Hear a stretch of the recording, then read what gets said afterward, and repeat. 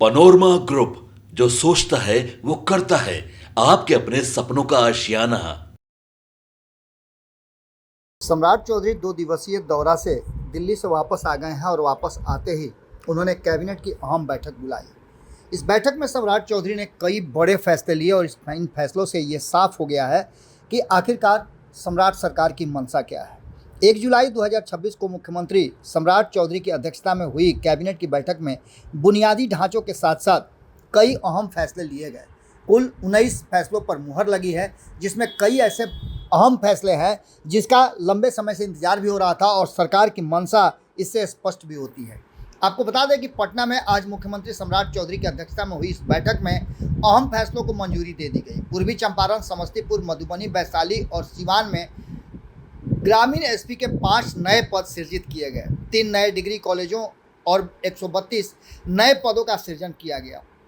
बात इतनी ही नहीं है, औद्योगिक विकास के लिए बड़ा fund infrastructure development authority IDA की वित्तीय संस्थानों से 25,000 करोड़ जुटाने की अनुमति दी गई है, ताकि औद्योगिक क्षेत्रों के लिए भूमि अधिग्रहण और विकास तेजी से हो सके। यानी सीधे तौर पे ये कह सकते हैं कि अब सरकार की मंशा और खास करके मुख्यमंत्री नीतीश कुमार और उनके कैबिनेट के अहम जो सदस्य हैं, उनकी मंशा है कि बिहार में रोजगार और बिहार में औद्योगिक क्रांति लाया जा सके। आपको बता दें कि इसके अलावे जो औद्योगिक क्रांति लाने के लिए ज़रूरी इंफ्रास्ट्रक्चर है, उसमें भी सरकार की मंशा साफ साफ दिख रही है। बिहार राज्य रोड डेवलपमेंट कॉरपोरेशन BSRDCL को 15,000 करोड़ और बिहार राज्य पुल निगम निर्माण लिमिटेड को 6,000 करोड़ जुटाने की सरकारी गारंटी के साथ मंजूरी दे दी गई है। यानी आप समझ सकते हैं कि इंफ्रास्ट्रक्चर बिल्ड करने के लिए भी और आवागमन की सुविधा और बेहतर हो सके, इसके लिए भी सरकार ने अपनी मंशा जाहिर की है। इसके साथ साथ आपको बता दें कि एयर कनेक्टिविटी को लेकर के भी पहले से जिस तरह से नीतीश कुमार की सरकार काम कर रही थी, उसको और बढ़ाने का काम सम्राट चौधरी ने किया है। सम्राट चौधरी ने, आपने देखा होगा कि आम लोगों को भी हेलीकॉप्टर से सैर कराने की बात कही है, तो वहीं आपको बता दें कि विमान क्षेत्र का विस्तार करने के लिए बीरपुर हवाई अड्डे के विकास के लिए 88.83 एकड़ भूमि अधिग्रहण के मुआवजे के रूप में 29.57 करोड़ की अतिरिक्त राशि स्वीकृत कर दी गई है। इसके साथ साथ आपको बताएं, एक बहुत ही अहम मुद्दा था किसानों को लेकर के। किसानों की आय को बढ़ावा देने के लिए मुख्यमंत्री ने कैबिनेट में एक बड़ी मांग रखी है, जिसमें स्वीकृति भी मिल गई है। मुख्यमंत्री गन्ना विकास कार्यक्रम के तहत वर्ष 2026-27 के लिए बीज विकास योजना के क्रियान्वयन हेतु 37.93 करोड़ की मंजूरी दे दिए हैं। इसके बाद धार्मिक पर्यटन को प्रोत्साहन देने के लिए भी सरकार ने अपनी राय स्पष्ट कर दी है और कैबिनेट से मंजूरी दे दी है। सोमनाथ तीर्थ यात्रा से जुड़े प्रस्ताव को हरी झंडी दिखाया गया है और इसमें 2.50 करोड़ की राशि स्वीकृत कर दी गई है। नीतियों का इसमें कई तरह से विस्तार किया गया है और जो भी लोग निवेश करने आए बिहार में, उन लोगों के लिए कई तरह के प्रोत्साहन की भी बात की गई है। बिहार औद्योगिक निवेश प्रोत्साहन पैकेज 2025 की वैधता को 31 दिसंबर 2026 तक के लिए लागू रहने की बात कर दी गई है, यानी इसे और आगे एक्सटेंड कर दिया गया है।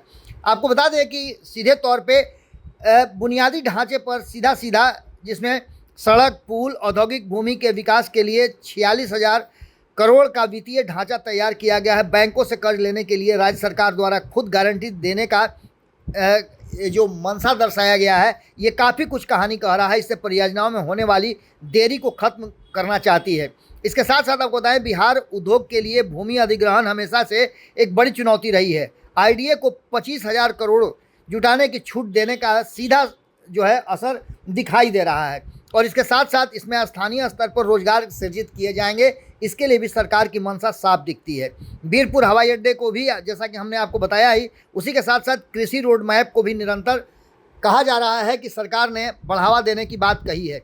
इसके साथ साथ आपको बता दें कि जो 19 एजेंडे पास किए गए हैं, उसमें अलग अलग जो विभाग हैं, उनमें भी कला संस्कृति की बात कर लीजिए, उच्च शिक्षा की बात कर लीजिए, खान एवं भूतल विभाग की बात कर लीजिए, इनके भी एजेंडे पास किए गए थे। तो वहीं ग्रामीण विकास विभाग से भी जुड़े हुए कई अहम फैसले लिए गए। गृह विभाग, कारा से जुड़ा हुआ भी फैसला लिया गया। केंद्रीय कारा बक्सर की भूमि में से कुल 1 एकड़ 90 डिसमिल भूमि जो है, जिस पर वामन भगवान मंदिर अवस्थित है, मंदिर विकास के सौंदर्यीकरण एवं इस प्रवेश हेतु सहज व्यवस्था बनाने के उद्देश्य से वामन भगवान मंदिर हेतु चिन्हित कर लिया गया है और इसमें भी सरकार की मंशा साफ दिखती है। वहीं नगर विकास एवं आवास विभाग से जुड़ा हुआ भी कई एजेंडा पास किया गया है। तो इसके साथ साथ पर्यावरण, वन एवं जलवायु परिवर्तन विभाग से जुड़ा हुआ भी पटना जू प्रबंधन एवं विकास सोसाइटी के अंतर्गत कई ऐसे कार्य को मंजूरी दे दी गई है। पर्यावरण, वन एवं जलवायु परिवर्तन को लेकर के पटना जू के लिए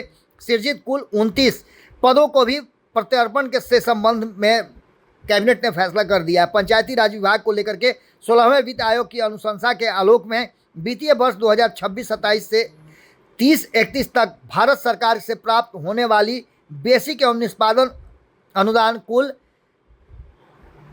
51,923 करोड़ मात्र की अनुदान की राशि को राज्य के त्रिसदस्यीय पंचायत राज संस्थाओं के बीच वितरण करने, उपयोग करने, क्रियान्वयन एवं व्यय की स्वीकृति के संबंध में भी कैबिनेट से मुहर लगी है। परिवहन विभाग से भी जुड़े हुए मामले थे। तो वहीं राजस्व एवं भूमि सुधार विभाग से भी कई एजेंडा आए थे जिन पर कैबिनेट की मंजूरी मिल गई। सूचना एवं जनसंपर्क विभाग के तहत बिहार बाह्य विज्ञापन नियमावली 2028 के अनुमोदन के संबंध में भी फैसला लिया गया। विधि विभाग से जुड़े हुए कई मामले सामने आए। इसके साथ साथ सिविल विमानन विभाग, पर्यटन विभाग, उद्योग विभाग से जुड़े हुए कई मुद्दे थे। गन्ना उद्योग को लेकर के भी हमने आपको बताया कि सरकार ने फैसला लिया है। इसमें भी कई अहम फैसले थे जो कैबिनेट की बैठक में लिया गया है। पथ निर्माण विभाग से जुड़े हुए कई फैसले लिए गए हैं। तो वहीं आपको बता दें कि राजस्व एवं भूमि सुधार विभाग के साथ साथ कई अहम फैसले लिए गए हैं जिसमें आसान हो, आम लोगों को कैसे बेहतर सुविधा दी जा सके, इस पर भी सरकार काम कर रही है। यानी सीधे तौर पर देखा जाए तो आज की कैबिनेट की बैठक में जिन अहम मुद्दों पर फैसला लिया गया उसमें सबसे बड़ी बात है कि सुरक्षा को लेकर के और आम आदमी के लिए न्याय के साथ विकास हो, इसको लेकर के सरकार की मंशा एकदम साफ दिखती है। 3 डिग्री कॉलेज और 132 नए पद सृजित करना, ये भी दिखाता है कि सरकार की मंशा क्या है। राज्य कर्मियों और पेंशन भोगियों के महंगाई भत्ते में बढ़ोतरी के लिए भी कैबिनेट ने अपना इजाज़त दे दिया है। तो वहीं आर्यभट्ट दृष्टि योजना के तहत AI स्किल डेवलपमेंट और इनोवेशन के लिए 209 करोड़ रुपए की स्वीकृति दी गई है।